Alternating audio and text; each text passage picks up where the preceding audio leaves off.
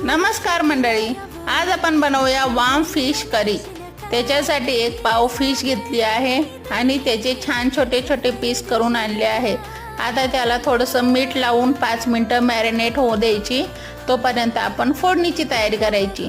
कांदा, टमाटर, लसूण छान बारीक कापून घेतलेला आहे। एक कढई तापायला ठेवली, त्याच्यात अगोदर लसूण, जिरं, मोहरी, कांदा टाकायचा। कांदा छान परतवून झाला गुलाबी की त्याच्यामध्ये टमाटर टाकायचं।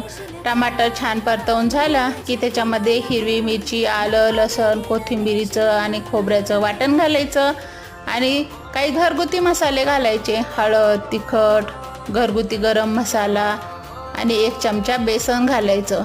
छान परतवून घ्यायचं तेल सुटेपर्यंत। नंतर त्याच्यामध्ये पाणी घालायचं आवश्यकतेनुसार आणि छान मग त्याची उकळी आली की त्याच्यामध्ये फिश घालायचे। 5 ते 10 मिनिटं शिजवून घ्यायचं।